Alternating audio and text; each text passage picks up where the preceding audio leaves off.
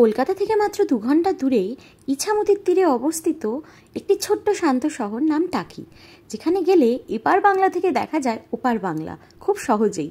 এখন অবশ্য অনেকেই যায় সেখানে নৌকা বিহার করতে, সেই ইছামতির বুকেই, কিংবা ছবি তুলতে বা পিকনিক করতে, বা এখন এই ভ্লগ করতে। কিন্তু তোমরা কি জানো, এই টাকি জায়গাটি একসময় জমিদারদের রাজবাড়ির ঐতিহ্যে পরিপূর্ণ ছিল, যার নমুনা আমরা আজও সেখানে ঘুরে দেখলে পেতেই পারি।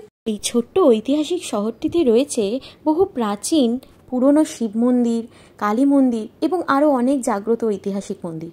তাছাড়াও টাকি বলতে মনে আসে সেই ঐতিহাসিক দুর্গাপুজোর কথা, যেই দুর্গাপুজোর বিসর্জনের দিন ঘটতো এপার বাংলা আর ওপার বাংলার মেলবন্ধন। তবে আজ আর সে মেলবন্ধন হয় না ঠিকই, তবে সে বিসর্জন এখনও বেশ জাঁকজমক করে হয়, আর তাই বহু দূর থেকে সে বিসর্জন দেখবার জন্য মানুষেরা ভিড় করে এই ইছামতির তীরে। তাহলে বুঝতে পারছো তো, এই ইছামতির শান্ত জলে আজও ভেসে বেড়ায় শত শত বছরের ইতিহাসের গল্প। তাহলে আজকের এই অজানা ইতিহাস কেমন লাগলো জানাতে ভুলো না। তাহলে আবার দেখা হবে পরের রবিবারে এরকমই কোনো অজানা ইতিহাসের গল্প নিয়ে, গল্পের ইতিবারের সিরিজে। ভালো লাগলে সঙ্গে থেকো।